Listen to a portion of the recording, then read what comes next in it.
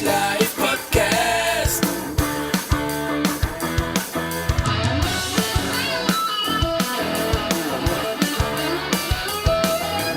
Oilerslive podcast.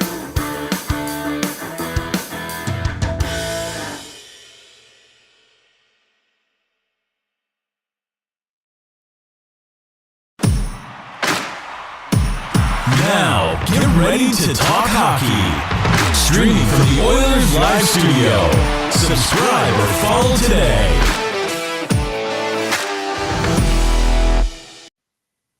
Hey, it's Michael here with another edition of Oilers Live Tuesday. Tonight it's post-game versus the Las Vegas Golden Knights. Oilers coming out with a 7-4 victory in what was a pretty dominating performance by the Edmonton Oilers. Included a 5-point Ryan Nugent-Hopkins night, which you don't see all the time.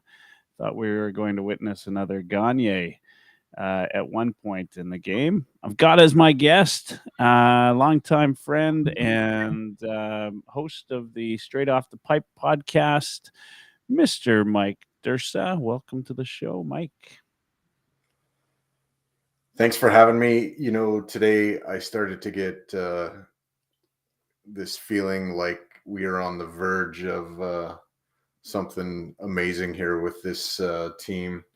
Not sure I'm going to call a Stanley Cup win yet, but I think people need to start getting excited, because I think if you kind of slow down for a second and start to listen, I think you can start to hear the "Go Oilers Go, we want a cup" chants kind of in your mind starting to build. And I don't know about you, but I'm starting to get goosebumps and pretty excited about this team.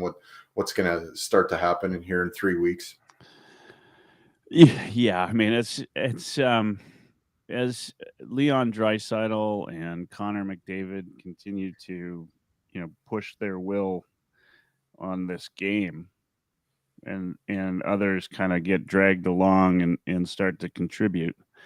Yeah, it's hard to. I was playing hockey last night, and people always ask, because they know about the podcast, they know about my love for the Oilers, and they always ask me, "What do you think the Oilers' chances are?" And I tell them this: if I was a betting guy, I'm not going to bet against Leon Draisaitl and Connor McDavid this year of all years. So that's not to say I'm calling them for the cup yet, but I'm certainly not going to bet against them, because I've never seen two players, just seemingly will a team to success like they have. And it's pretty exciting. I mean, the fact that, a game like tonight, and the Oilers have been doing it all year. I always say, if a team gets 4 goals, they might get a point against the Oilers, but they need 5 to win, because that's the way this team's playing. Can they do that throughout the playoffs? I mean, we're going to find out. But as I've said just now, I wouldn't bet against Draisaitl and McDavid. I could see 5 goals a night in the playoffs as well. Your thoughts on that? I mean, that play. I mean, Leon starts in our end and slowly kind of builds up steam and kind of waltzes down the wing. I think gives it to Nuge on the wall, and then gets it back neatly. Like, it was like he was walking down the Vegas Strip and bobbing and weaving between casinos, and then corner of his eye he spots Kane bust into the net, and he just kind of feathers it over to him, and Kane puts a basically empty net goal home. I mean, they made that look easy. That was against NHL players, and he just dummied them. Like, it was unbelievable. And that wasn't the only play like that tonight. Like, it was loaded with that kind of stuff. I mean, McDavid finding Hyman for the tap in too. I mean, that was on the power play, but still, like, I mean, their power play, the kids now want to call them power play merchants. That's because they make it look so fucking easy. It's unbelievable. Like, they are just, like, Vegas is no slouch, and they it's like pros against bantam players. Like, it just unreal. And with respect to Barry, I mean, Bouchard brings a whole different level to this power play. as he, continues to get reps on the first power play. He just does something that Barry never did, which is, have a really accurate, really good shot that he can move in on, and it's just another thing to drive the other teams back. They're getting better at momentum shifts. Like, Vegas would score and they would answer right back, and they wouldn't relent, and they never really gave Vegas a chance to get into that hockey game. I mean, I think it was in the third period, and what were shots like? I think I wrote it Yeah, down. I think Um, 1, 2, 3, if I'm not mistaken. Now I'm trying to remember. it was 34-14 with 17:30 to go in the third period. I mean, they didn't give Vegas really anything. Credit to Vegas, I guess they were opportunistic on their chances because they didn't really get much. But I mean, I think that the score would have ended up being 7-4. I think that was flattering for Vegas. Like, that was a clinic. Yeah, absolutely. A clinic. I mean, this, the power play wasn't the only thing clicking tonight. It was just every piece of this game. Maybe the only thing that didn't go the Oilers' way were a couple of bounces. The puck seemed to have a little extra bounce in it tonight. I mentioned I thought they should have checked the temperature of the pucks because it sure seemed in that first period like the puck was really bouncing. Led to a couple of quick goals. The Oilers came out like they do on occasion, which is, to let in that quick goal. But lately, it seems that doesn't phase them. They just turn around and push towards, a quick return, and you got to like it. Some stranger says 3 defensemen scored tonight. There were a lot of in a game where you can look at guys like McDavid, Nugent-Hopkins, and Draisaitl. This was a team game tonight. That's the other encouraging sign. I mean, a couple guys that I thought, Evander Kane got 11 shots tonight. 11 shots. If he was playing with a maple leaf on his jersey, we'd be hearing about this for the next, 2 weeks. Kulak scores for the first time in 40 plus games. Right? Nurse, like looked like he had an extra speed to him tonight. And then that he had a wicked lot of one-timer. he had a lot of jump in his step today. Yeah. Yeah, and Neil's watching. Thanks for watching, Neil. As Neil says, Nurse has been looking really good lately. He's been strong, like strong in the defensive zone, strong on the offensive zone. Some stranger says Nurse and Bouchard having a scoring race. I mean, this is a team that, while they're being led night by night by McDavid and Draisaitl, we're starting to see contributions from all areas of the lineup. A guy that has been really big for me lately that I've loved to watch play is Derek Ryan. Every night, I think he's just solid. He's hard on the puck. He's been playing up and down the lineup in a number of different roles.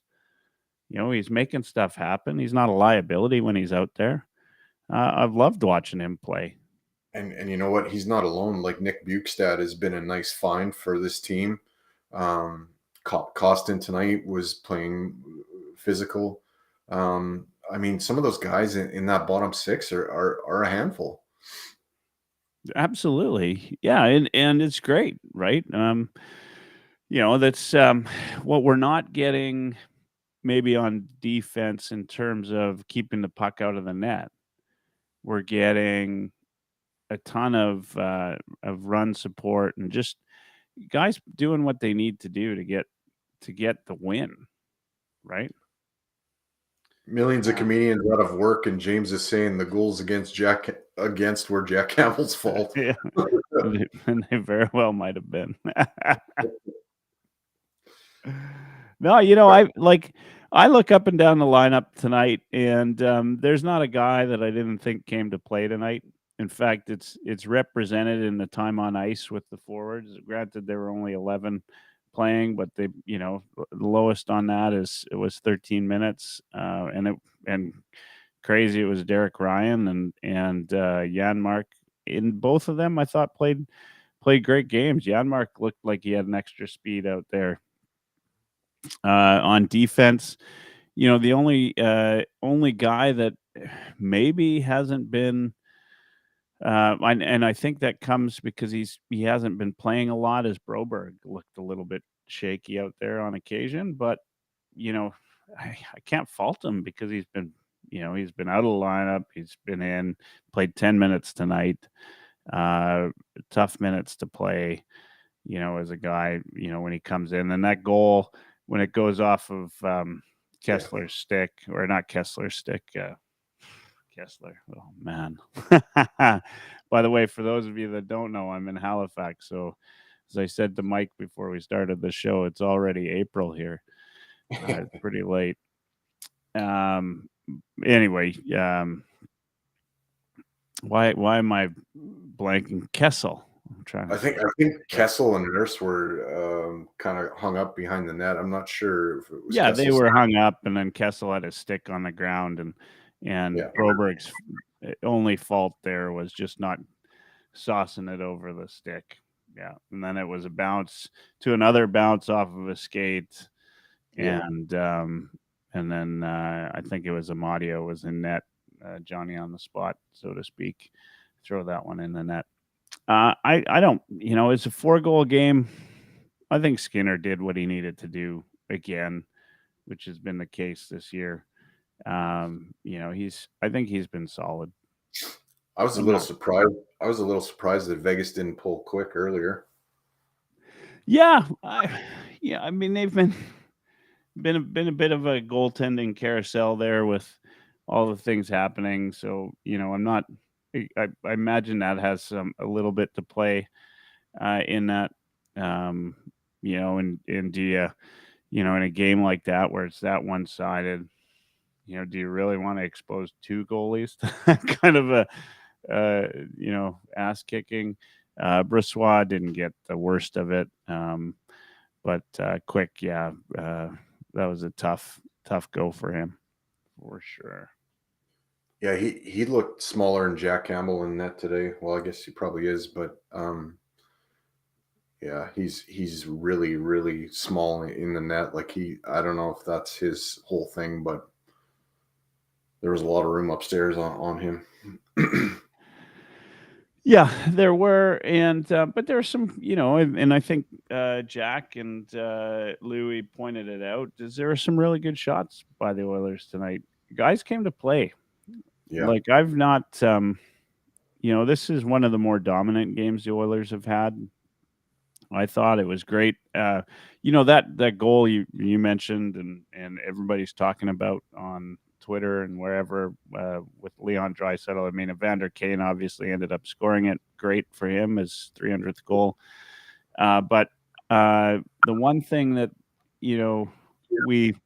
we think of Draisaitl as the consummate passer. He's goal scorer as well, and you always say it's McDavid that can handle the puck at the high speeds. That was what amazed me about that play, was just how fast Draisaitl was going and the speed at which he reacted to everything on that play. Right from, pitch up the boards to getting the puck back and the little wraparound to the pass. That was like, a split second worth of time. And Draisaitl just showing again how he's clearly, he's got to be considered, close to being the second best player in the world. I think he's, I would probably, when Makar's healthy, I would probably put him behind McDavid and then Draisaitl right behind Makar. So, yeah, it's definitely, and that's why I'm always a bit hesitant to say the second best player in the world. An argument could be made, but there's some really good players out there, Makar being one of them. I would say without question, though, the second best forward. Yeah. Oh, yeah. Yeah, he's awesome. So just to update the scoreboard tonight, obviously the Winnipeg Jets not so lucky tonight, falling 3-0 to the Sharks. That puts the Calgary Flames, those lowly Calgary Flames, into 2 points behind the Jets. Same amount of games played. But get this, in the win column, the Jets have 41 wins to Calgary's 34. Drives me nuts. So anyway, it could be still lots of stuff to be made up in terms of what the playoffs look like. But after tonight, I'd say this is, it gave the Flames it's giving the Flames some hope. And if the Oilers, and they talked about it on the broadcast tonight, if the Oilers can play the way they've been playing, they got a shot at the Pacific Division lead. There is a chance we could see a Calgary-Edmonton first round matchup. What do you think about that? Well, I'm all for that, but I think that's highly improbable. But yeah, I think that actually, I think that the part of that that's the most unlikely is Edmonton taking the Pacific Division lead, just given the fact that all three teams are playing really well right now going into the backstretch. That while 3 points might not seem like a lot, it's a lot when you've got 8 games remaining and you're 1 game behind. Yeah, tomorrow Thursday is going to be an interesting test. Now, I said, and some of it was, being a little bit facetious and a bit of a troll to those Maple Leafs fans out there, but I put a tweet out last week that the Pacific Division is slowly becoming the best division in the league.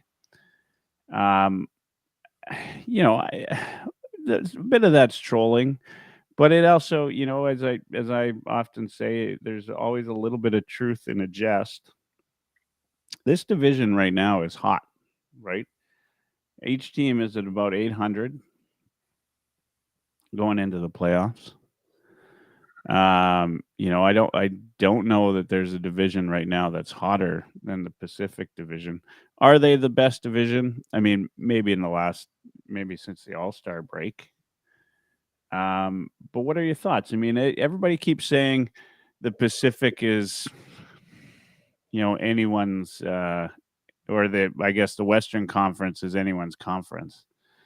Are they saying it because they think that the path to the final is easier in the Western Conference, or that it's just a closer conference? What are your thoughts on that? Well, I think in the first half of the season there was probably a lot to you could put a lot more stock in the East being miles ahead, but I think since Christmas time, the playing field has leveled here. I think us having 2 games in relatively short order against the Bruins, and we played them pretty tight at home, and we beat them in their building. They beat us in ours. To me, that shows me where this team is. We've been able to beat the best teams in the league this season. We just have had trouble with some of the teams we probably should have beaten earlier in the year, but they're figuring that out now. I don't know in the first half of the year if we would have hung on to beat Arizona earlier in the year, but they figured out a way to do it now. I think they're recognizing their strengths, and really, I guess, too, credit needs to be given to the addition of Matthias Ekholm for stabilizing our blue line. And I think when it does become a game that we need to lock down, I think we've got a better shot at doing that now than we did before. I just think we're better suited to play in tighter hockey games. And, I mean, tonight we put up a touchdown to beat Vegas, but I mean, they were playing pretty sound defensive hockey through 2 periods too. They didn't give up a lot. And, if they get some timely saves and a few of the bad bounces don't happen, I mean, tonight is an absolute clinic. It's probably a 7-1 game. So, I mean, and Vegas is leading the division. Can they do the same thing against LA? I don't know. We'll find out, but I like our chances against LA. I'm not afraid of LA. bring on whoever this team needs to bring on, and I think they can do it. I think we're in for a special run here in 3 weeks. Yeah, I mean, I have a hard time arguing with that. It looks like this team is prepared to take on just about anybody. The only downside to this team is probably the consistency in net, right? Neil said it earlier in the chat. Skinner gets a win tonight with an 818 save percentage, right? As we know, goaltending wins cups, right? Yeah. And if this team is going to get it done, they're going to have to get an extra level from the likes of Skinner. I think I was really hopeful. I mean, you could go back on any one of my Tuesday episodes and you would have heard me say I thought Campbell would go on a bit of a streak. I felt like last game or last night against Arizona, I felt like Jack Michaels was maybe pandering a little bit to Campbell, making it sound like he was playing better than he was. I wasn't convinced that he had a great game last night. I'm not convinced Skinner had a great game tonight. I think that he did what he had to do to get done. But for me, that feels more like a Skinner thing than a Campbell thing. If you go back to, in no way am I going to compare Skinner to Grant Fear, but I mean, Skinner's more like a Grant Fear in that he gets the saves you need when you need them, right? And I haven't, although Campbell's record might say otherwise, I just haven't felt that way with Campbell. He did win, 8 or 9 in a row at one point. So, maybe my argument has no has no validity, but I just feel a little bit more comfortable with Skinner in net. And yet, going into the playoffs, I think we need a little bit more out of both of them. Is it, and then on the other side, is it a defensive problem? What's your thoughts? I mean, is it, are we letting in 4 because our defense is got tons of holes in it, or are we letting in 4 because our goaltender needs to be a little bit better? Well, something that most people might not even think about is maybe it's a result of the style of play that we play. Our forwards a lot of times, I mean, if they catch the pass, then they're off and going. But if not, it's an icing and it's back in our end. And I think it's because we leak out a little early and push for offense and push for goals off the rush. We're not like the old San Jose Sharks with Thornton and Marlowe and those guys who like to get inside the blue line and cycle and wear you down and score their goals that way. A lot of our offense comes from high octane, pushing the pace style of play, which leads to power plays because the other team has to obstruct you to slow you down, and then they kill you that way. I think that might be, the reason why our goalies look like they're not doing very well is just because we play a more offensive minded style of play. When this team decides to play defense, team defense, they can shut it down. They can lock it down. I mean, they proved that with Boston, and Boston's a pretty high octane offensive team. I mean, they did it to Tampa. They can play that grind it out kind of game if they need to, but I think in most of their regular season games, they push for offense and it creates offense for the other team too. I don't think it's that our goalies are terrible or our defense is terrible. I really don't think that.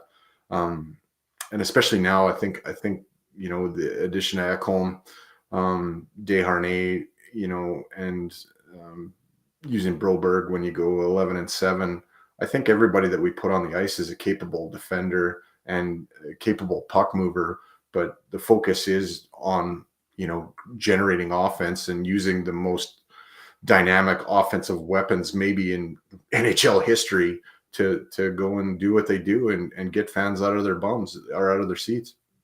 Yeah. I mean, it's hard to argue with that. I mean, this is when a team plays the way that they play, I think you're definitely going to leak chances going the other way, right? The nature of high octane offense is very north south, and it can lead to really good high danger chances going the other way.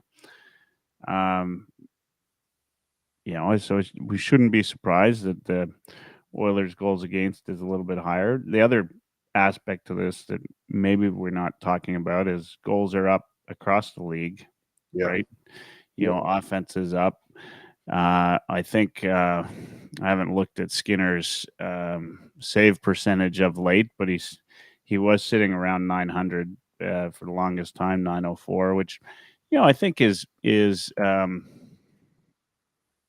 bearable, right, in this league, and I don't think it's awful. He's sitting at a 908. I think that puts him in the top half of save percentages in the league, right? Like I think that's all right, and the reality is the Oilers do let a bunch of shots. So yeah, if you look at the top 10 in the league, we're talking 915 save percentages. So 908 puts Skinner maybe not in the top half, but in the top 2/3, right near 19 and 20. I think that's all right. That'll get you where you need to be when you come playoff time, assuming the Oilers can carry on with this. I guess the big question will be, in the playoffs, will they continue the trend that they started last year and call more penalties? And if they do, the Oilers have certainly an advantage. This power play is unlike anything we've witnessed. I mean, it just continues to it's seemingly getting better, if that's if that's at all possible. What were the numbers today? They were saying 8 in the last 13. Yeah, I mean that's crazy. It's unreal. It is unreal, and I mean they're scoring. Last couple nights they scored. They get a power play and they score within the first 10 seconds. Yeah. Right. Josh from Tough Call Pod broke down one of their power play goals from early in the year. And I've been paying more attention since he did that. You'd have to go back through the videos on YouTube to see that. But basically, some of the set plays that the Oilers have off of the draw alone are ridiculous. And they're the kind of plays that you could only accomplish if you got, if your worst player on the power play is Ryan Nugent-Hopkins, right? You know what I mean? Like if he's your worst player on the power play, I mean, you're doing all right. And I mean that not in any bad way to Ryan Nugent-Hopkins, because I love the Nuge. I'm saying that's how good this power play is, that he's not your top player, but he is in essence, though, the top player on the power play, because he's such a quarterback there. That cross ice pass tonight to McDavid, those types of passes, he's just been so valuable to the offense. He's a lot like it's like you've got Doug Wade again there. He's so, like, I'll use Ryan Rashog's sure-handed. I mean, it's the little delays and kind of the little bobbing and weaving that he does, and buying McDavid and Draisaitl time. I mean, a lot of times that cross ice pass to drive that he hammers home is coming from Nuge. Yeah, absolutely. I mean, were you surprised that he put up 5 points? I mean, you shouldn't in a game where you get 3 or 4 power plays. I guess, yeah. I wasn't expecting this offensive just explosion tonight on the second end of a back-to-back. But he does it in almost such a pedestrian, almost Wayne Gretzky-like fashion, where it's like, oh, I had a 5-point night tonight. Did you notice a big celly other than maybe on his goal? Like, not really. He's just kind of so low-key about it and goes about his business. He's been here through the worst of it, and I'm glad that he's getting to see some of the shine, and I hope that guy wins a cup. I hope they all do, but for him, I think that would be pretty special because he's been through the muck and come out the other side. Neil says, I wasn't expecting that many power plays tonight. It was a little bit of a surprise. I felt there was a streak of 4 or 5 games where the officials seemed to throw the whistle away and they weren't calling penalties against the Oilers. I just hope that doesn't happen. That like the fact that DeBrusque and Michael said, going into the third period, the Oilers weren't going to get any more power plays. To me, that kind of bothers me a little bit, right? Like penalties still happen despite the fact that you're going, 100% on the power play. But you knew it was true. DeBrusque and Michaels knew it was true. Every Oilers fan knows it's true. The official's going to put the whistle away and manage the game a little bit more. The game really was off to a torrid pace the first 10 minutes of the first period. Like, holy cow! But then it kind of cooled off a little bit. But no, I hope in the when they do play LA on Thursday that whistles aren't swallowed for the evening, like because LA can be chippy. Yeah.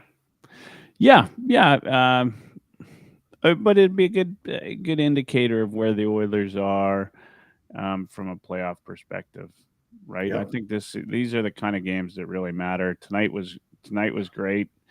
The Golden Knights are still without Stone, which is a big loss for them.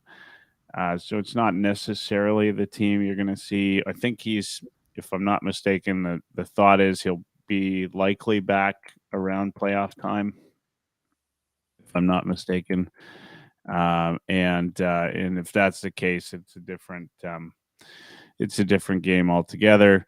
Garrity says LA gets away with murder, and in fact, that's true. But the reality is the Oilers have to be prepared to play through this if they're going to be successful through a long playoff run. And I think for the first time, maybe not the first time, but I think there was a buildup last year with McDavid. But you see McDavid, and even in the third period, McDavid laid out a couple hits. Did you see that? He's he comes out. It was a 7-3 game at the time, and he's still laying out hits. He's been more physical than we've ever seen him. Draisaitl, I think, is one of the nastiest players in the league already. And now you've got Kleem and you've got Desharnais and you've got this team that's really, got a little bit of grit. And look, I'm excited. For Kane playoff. Kane got back to being the physical player tonight too. He was dishing out some hits tonight. Yeah, well, this is it could have been one of Kane's best games of the year. Right? I mean, he was, I think he was robbed, a couple times where he had pretty decent opportunities for goals, and depending on the night, he could have had a hat trick, on any given night. And I thought he was good. He was, well, I shouldn't say good, but he was better on both sides of the puck than he's been in a little while. He was skating hard both ways. The physical piece for him is very important, as you say. But yeah, 11 shots, and he was everywhere, skating hard, making plays. Great game for Kane. I almost think that, sometimes it eats at you when you make a mistake. And I think that mistake the other day in overtime, I think he used that to fuel him a little bit. He played with a little bit of a chip on his shoulder, and that's great. I've felt like he's, not really up to full speed. But when we get him up to full speed and McDavid's, buzzing, Nuge, Hyman, Dry, these guys are going to be a load for other teams to try to handle. Yeah, absolutely. They are right now. They're not going to be. They are right now. And as Kane gets better, I think we've finally, the last few games, I think we've seen Draisaitl looks healthier than we've ever seen him. Like he just everything. He's got everything back. He's got the one-timer back. He's got the speed back. Yeah. He's made some unbelievable passes. Yeah, tonight at times he was chugging along like you could see him going and he's got that back in his game where he takes two guys to try to slow him down and it doesn't matter. He'll it's almost like you're gonna laugh at me, but it's almost like he's a big man in the NBA posting people up. Like he uses his one arm to hold them off and then his other arm to stick handle. Like Yeah, and he does that so well. Right? He's one of the few players that I can watch him do that, and I don't get too worried that he's going to lose the puck in a bad spot. No, that's not to say I don't still get worried. I just don't get too worried. All right, there's 8 games left. We're going to kind of wrap this up. We've been at it for a little bit tonight. A little bit of a short episode just because of the time of the game and the fact that we're already into 2024 here in Halifax.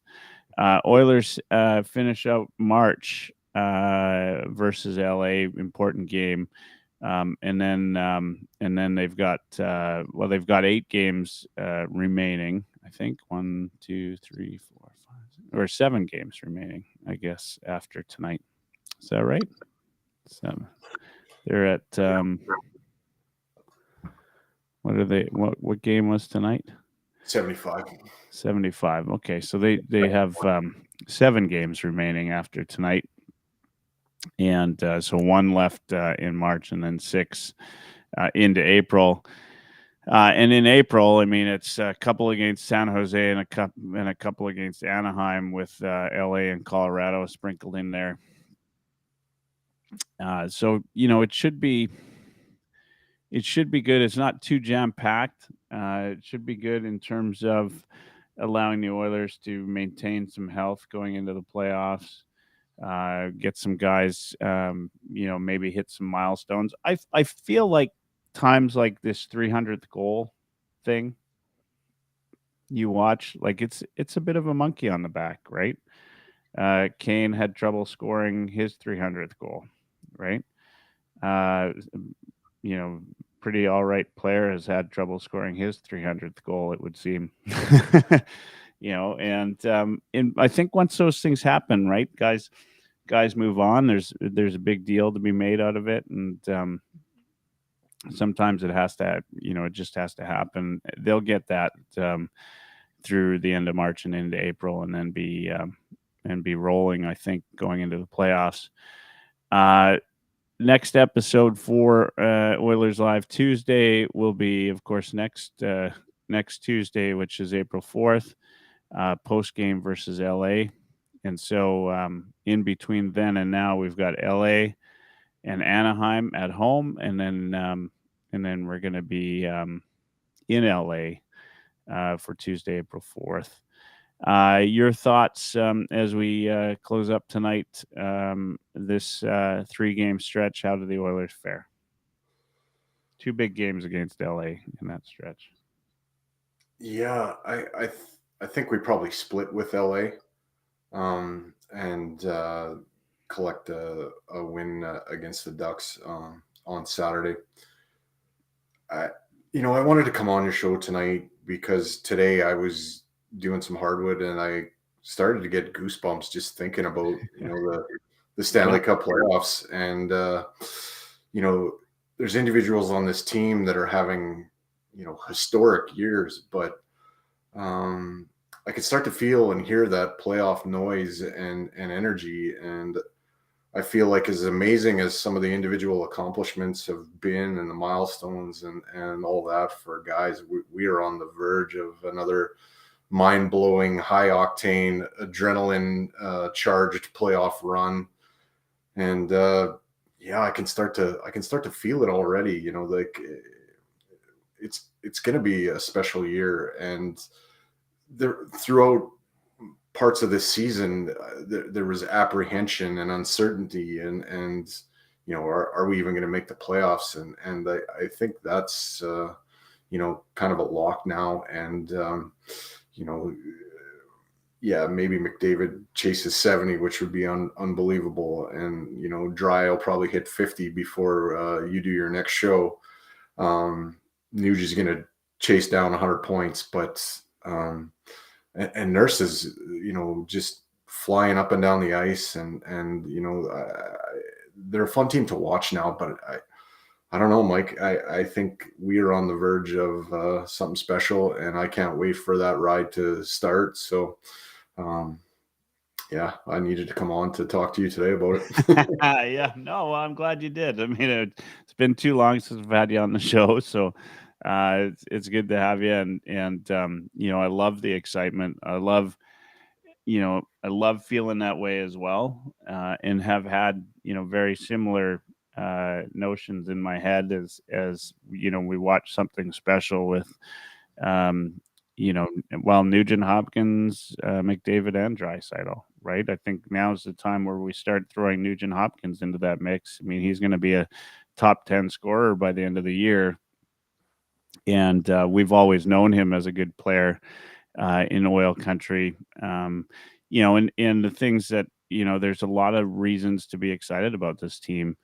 Ekholm being on the defense, and just watching him play, and the steadiness that he brings to this team reminds me a lot of this sort of steadiness that Duncan Keith brought to the team, but with a younger player that maybe still has some time left in him, that and can contribute a little bit better than what I think Duncan Keith could. Not that not to downgrade Duncan Keith's Hall of Fame career, but Ekholm right now in this stage of the game is better, I think, than Keith was last year, and so that's a bit of an upgrade.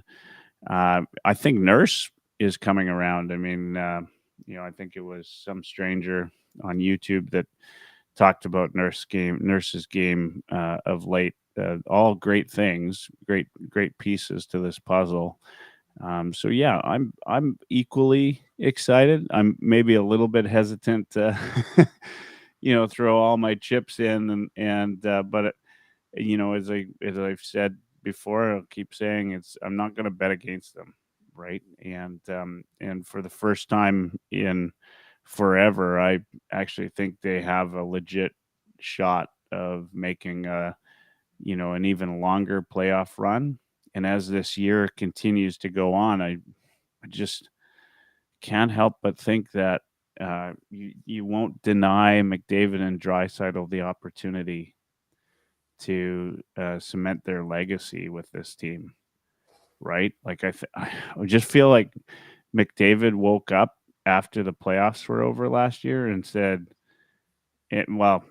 maybe more specifically after the awards ceremony, and said, a couple things to himself, and one was, I'm not going to let anybody win the Richard anymore, and I want the Hart Trophy from now on.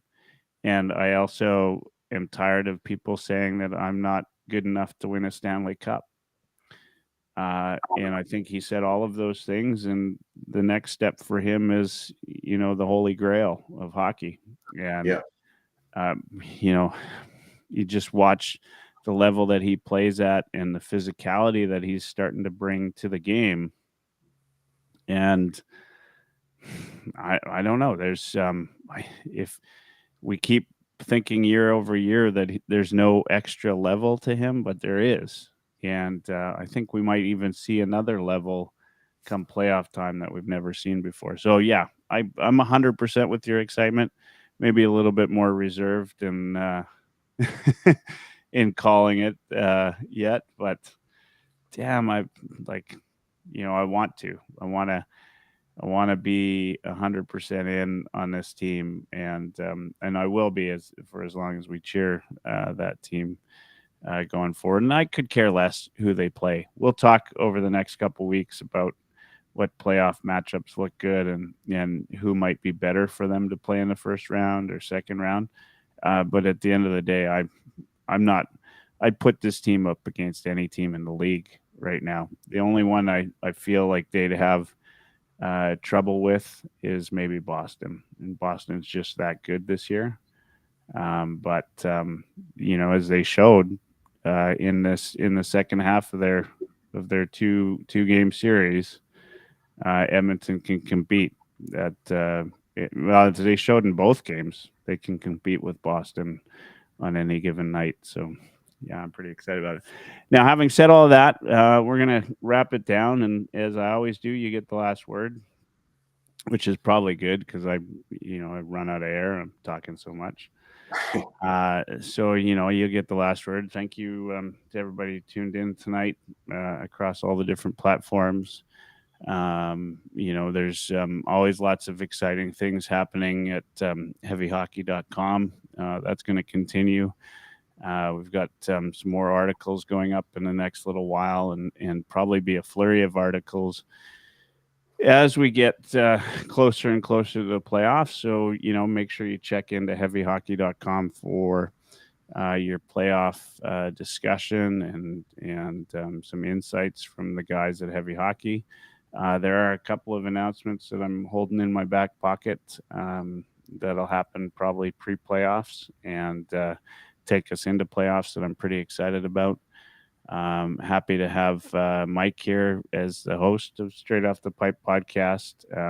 You can find his podcast at Straight Off the Pipe if you search Straight Off the Pipe, or you can go to it's at SOTP 99, right? Is that 97? Sorry. Yeah.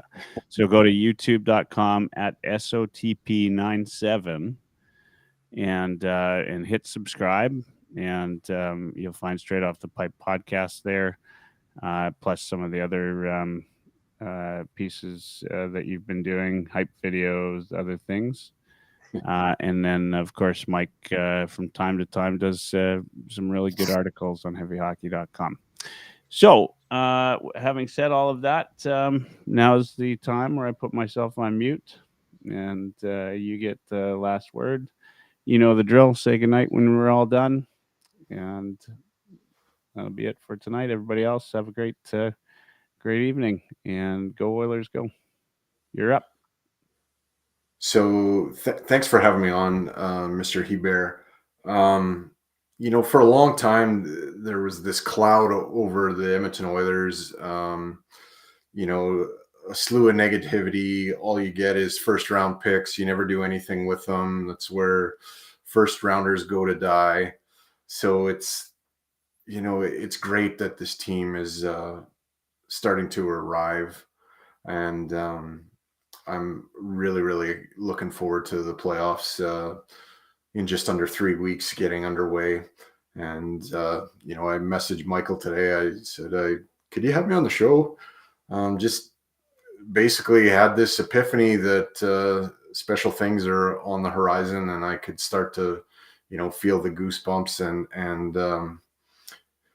that energy and that excitement, and just started thinking, there's this kid from Ontario dreaming of winning a Stanley Cup. There's this kid from Germany dreaming of the same thing. This kid from BC, another one from Sweden, and all this. And, I think we're on the verge of special times here. Whether it's this year or next year, I think it's coming, but why not this year? Why not now? Anyways, everybody, thanks for watching. We'll find out what happens Thursday as the Oilers take on the Kings at home. Have a good night.